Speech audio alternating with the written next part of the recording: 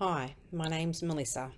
I've worked at the Mater Hospital for nearly 17 years, beginning in the surgical ward for 4 years, heading to haematology for 11, and now in medical oncology focusing on the world of melanoma.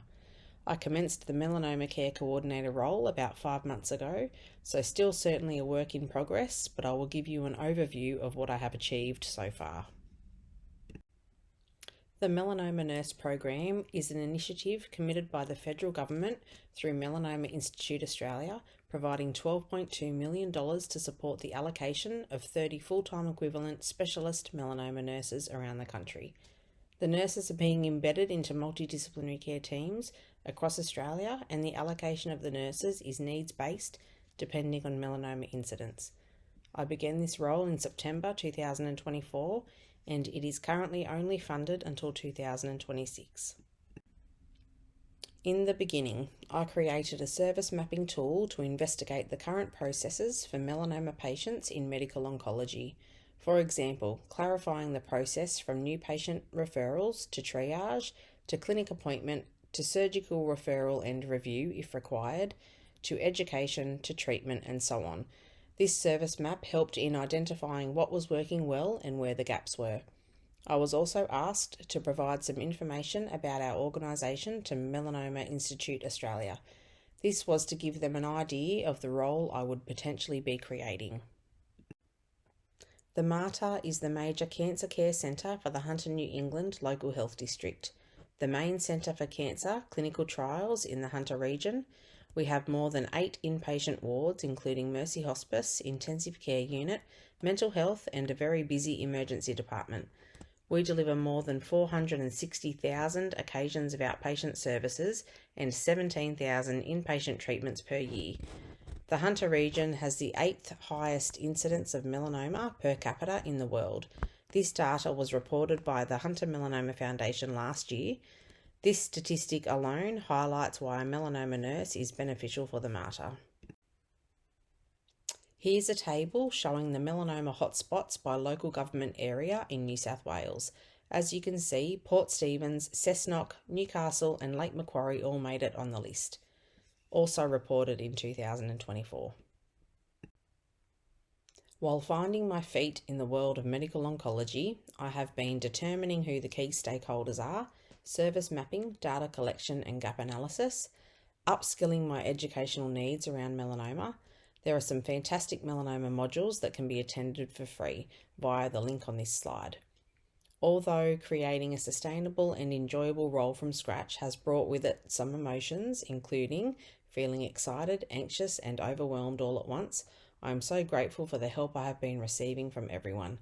I feel driven to make the Melanoma Care Coordinator role a rewarding job, providing a service to patients that ensures their melanoma burden can be somewhat eased by having a dedicated melanoma nurse. Data collection has included new patient referrals, revealing 92 new patient referrals with stage 3 and 4 melanoma between January and December 2024. Patient presentations to ED with adverse events following immunotherapy, revealing about 90 patients in a 12-month period, and looking at how many patients have progressed onto the neoadjuvant pathway. From the data collection and conversations with key stakeholders, it was determined that some gaps were held within the neoadjuvant patient population.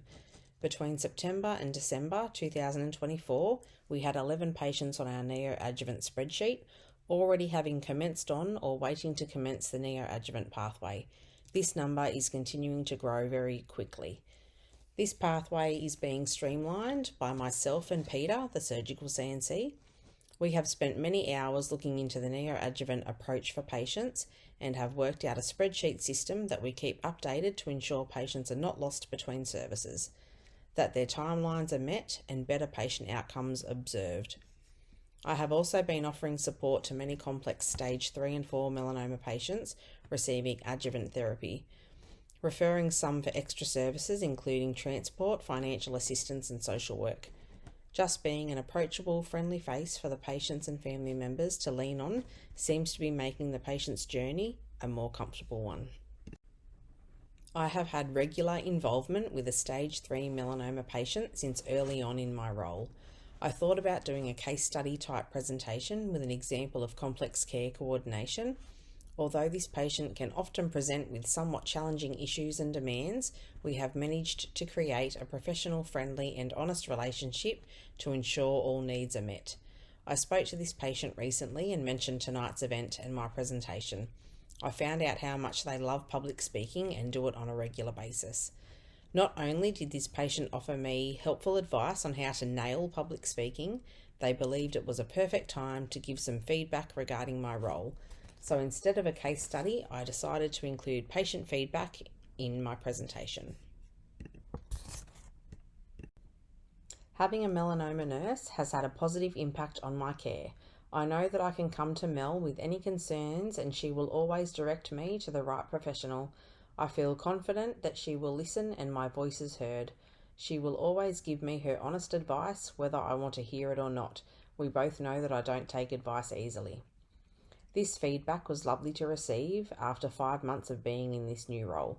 I have been very honest with patients around this role being a new one for the hospital and that I am still learning and figuring things out along the way. So where to from here?